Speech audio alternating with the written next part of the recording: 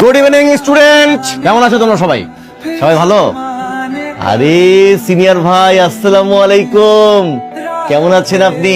আমি তো ভাবতেই পারি না যে আপনি এখানে আছেন। আমি ভাবছি আপনি লজ্জা পেয়ে রিটেক টিটেক নিয়ে গ্রাজুয়েশন কমপ্লিট করে ভার্সিটি ছেড়ে দিচ্ছেন, কিন্তু আপনি তো তা যাবেন না, কারণ আপনি তো বেহায়া।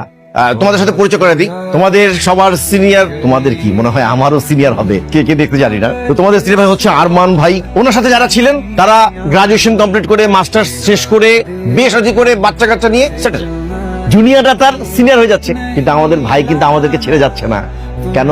ভালোবাসা। সে যে আমাদের প্রতি ভালোবাসা দেখিয়েছে, আমরা কি পিছিয়ে থাকবো? আমরাও পিছিয়ে থাকবো না, আমরাও তার ভালোবাসার প্রতিদান দিব। কিভাবে দিব?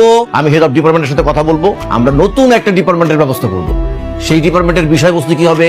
যে বিষয়ে আমাদের আরমান সাহেব পারদর্শী, যে সে কিসের উপর পারদর্শী, সেটা হচ্ছে গ্যাঞ্জাম, মারামারি, বদমাশি। এইটার আয়োজন করতে পারি, তাহলে আমি নির্ঘাত যে সে পাস করবে।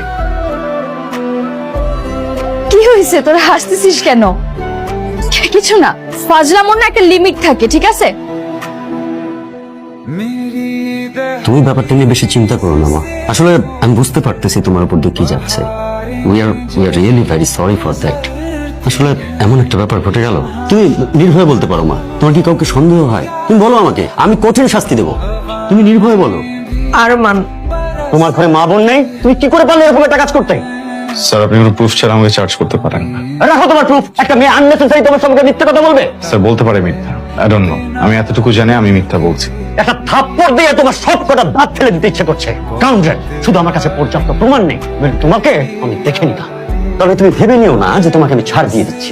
আজ থেকে তুমি দেখবে তোমার জীবনটার প্রতি মুহূর্ত আমি কেমন কষ্টকর করে তুলছি। You are suspended for next 1 month. Arman, problem কি? শুরু থেকে পিছিয়ে লেগে গেছো আমার। আজকে যেটা করছো এটার জন্য কখনো মাফ করবো না। খুব সাবধানে থেকো, যে কোনো সময় উল্টা পাল্টা যে কোনো কিছু হয়ে যাবে। ও তোমাকে কি বলে গেল? বসে উল্টাপাল্টা কিছু করবে।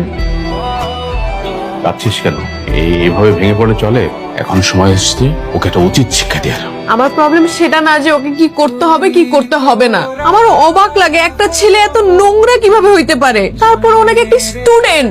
আমি কালই তোর ইউনিভার্সিটিতে যাব, ওকে কোর্সে একটা চড় মারবো। তোমার যেতে হবে না, প্রিন্সিপাল বলছে, প্রিন্সিপাল দেখবে। রাখ তো প্রিন্সিপাল। আমি দেওয়ানে বলেছিলাম যে আমি ইউনিভার্সিটিতে যে ওই ছেলের সাথে কথা বলি, তুই আমাকে যে দিসনি। ও জানে কোন মেয়ের সাথে বিয়াদবি করছে। আমি এসব কারণে বাসা ছাড়ছি। বাবা ভাইয়া সবাই মারামারি কাটাকাটি।